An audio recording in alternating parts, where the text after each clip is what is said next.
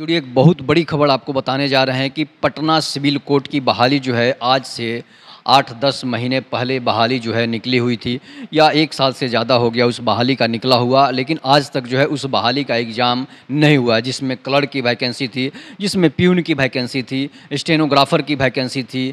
तो इसलिए जो है बिहार सरकार जो है अभी तक उस बहाली के बारे में कोई सूचना तक जारी नहीं हुआ है, कोई नोटिफिकेशन तक जारी नहीं हुआ है, जिसमें 7,600 कुछ बहालियाँ निकली हुई थी। मात्र 7,000 के करीब बहालियाँ निकली हुई थी, जिसमें प्यून और चपरासी की बहालियाँ थी, स्टेनोग्राफर की बहालियाँ थी। इसके बावजूद भी 7 लाख से अधिक लोगों ने फॉर्म फिलअप किया था। 7 लाख समझिए कि एक चपरासी की बहाली के लिए, एक क्लर्क की बहाली के लिए जहां 7,000 पद निकाले जाते हैं, वहां पर 7 लाख लोग फॉर्म भरते हैं। उस बिहार में की दशा आप समझ सकते हैं कि उस बिहार की दशा क्या हो सकती है, जहां पर चपरासी की बहाली के लिए 7,000 पद पर 7 लाख लोग फॉर्म भरते हैं और उसका भी एग्ज़ाम जो है आज तक नहीं लिया गया है। साल भर होने को हैं, 1 साल से के करीब पहुंचने वाला है, लेकिन आज तक उस बहाली का कोई आता पता नहीं है। वो बहाली हो गया या फिर बहाली को बेच दिया गया उन लोगों के थ्रू जो लोग बहाली खुद से कर लेते हैं, दलालों के थ्रू बेच दिया गया। लेकिन बिहार सरकार उस बहाली पर आज तक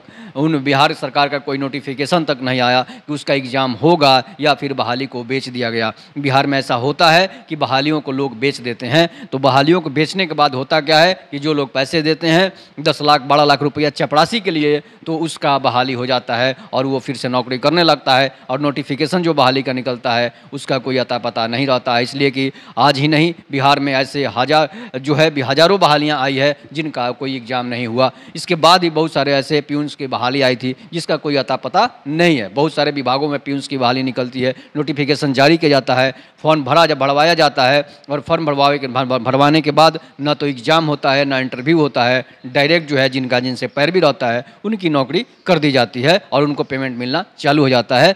लेकिन उन लोगों का क्या होगा, उन बेरोजगारों का क्या होगा जो 800 और 600 रुपये देकर फॉर्म फिलअप किए हैं 7 लाख के लिए। समझिए 7 लाख अगर फॉर्म हुआ है तो 800 रुपया उस चपरासी की बहाली के लिए और क्लर्क की बहाली के लिए लगता था। उस समझिए कि बिहार सरकार के खाते में कितने पैसे गए होंगे।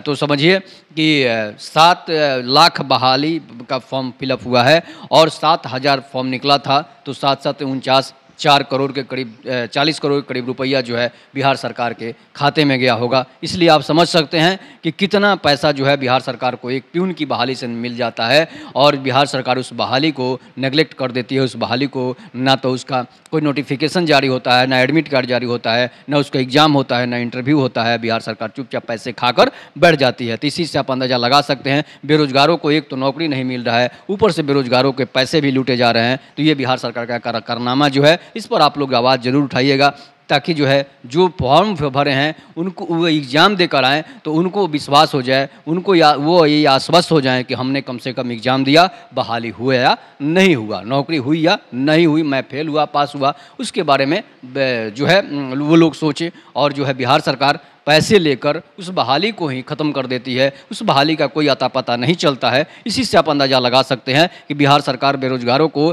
बरगला ही नहीं रही है, नौकरी ही नहीं दे रही है, बल्कि उन्हें लूट भी रही है। तो आप अपनी प्रतिक्रिया जरूर दीजिएगा। तब तक के नमस्कार, जय हिंद, जय भारत, जय श्री राम।